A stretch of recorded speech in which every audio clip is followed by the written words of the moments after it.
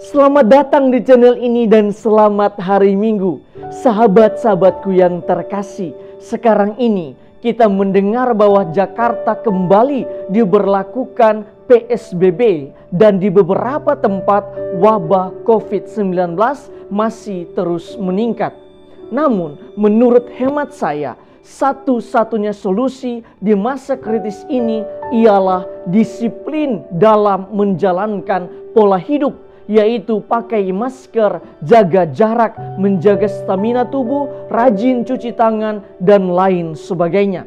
Oleh karena itu, baik dalam bekerja, beribadah, ataupun berada di tempat umum lainnya, kita harus tetap menjaga pola hidup sehat ini. Sebab dengan demikian, maka pandemi ini tidak akan menjadi momok yang menakutkan bagi kita. Dalam arti tertentu, pandemi ini mengajarkan kepada kita semua bahwa siapa saja yang berkomitmen untuk merubah hidupnya menjadi pola hidup sehat, maka ia pasti selamat di masa pandemi ini.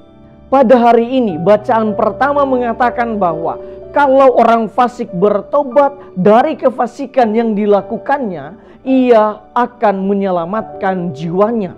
Dengan kata lain, keselamatan mengandaikan perubahan hidup.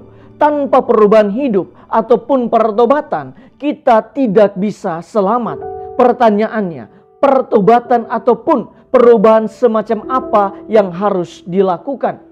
Bacaan kedua mengatakan bahwa kita perlu merubah hidup kita agar kita bisa bersikap seperti Yesus. Kita perlu mencontoh apa yang telah Yesus lakukan. Santo Paulus mengatakan bahwa Yesus merendahkan dirinya dan lebih daripada itu ia taat sampai mati, bahkan sampai mati di kayu salib. Itulah sebabnya Allah meninggikan dia. Dalam arti tertentu, kualitas ketaatan kita menentukan kualitas hidup kita. Dan uniknya, di dalam bacaan Injil, Yesus mengatakan bahwa jika kita tidak mau berubah, tidak mau bertobat, maka para pelacur, para pemungut cukai, dan semua orang berdosa lainnya akan mendahului kita masuk ke dalam kerajaan surga.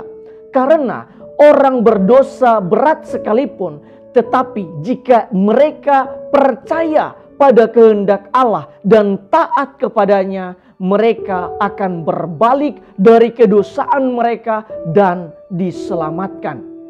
Sahabat-sahabatku yang terkasih, bacaan-bacaan hari ini mengajarkan kepada kita beberapa hal berikut ini.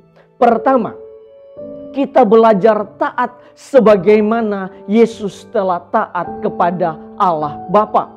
Sebab keselamatan mensyaratkan ketaatan, namun ketaatan harus dibarengi dengan perubahan diri. Dan perubahan diri itu sendiri pun harus disertai dengan komitmen terhadap diri sendiri.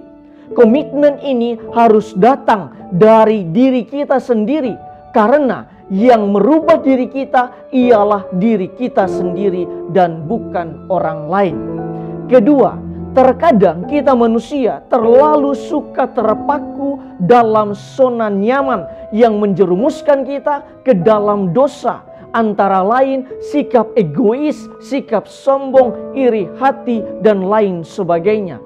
Padahal akhir hidup kita di dunia ini adalah suatu misteri. Kita tidak tahu kapan saatnya tiba. Oleh karena itu, kita tidak boleh menunda-nunda perubahan di dalam diri kita. Marilah kita membuka hati untuk saling berbagi, untuk rendah hati, saling membantu, khususnya memperhatikan orang-orang yang terpinggirkan.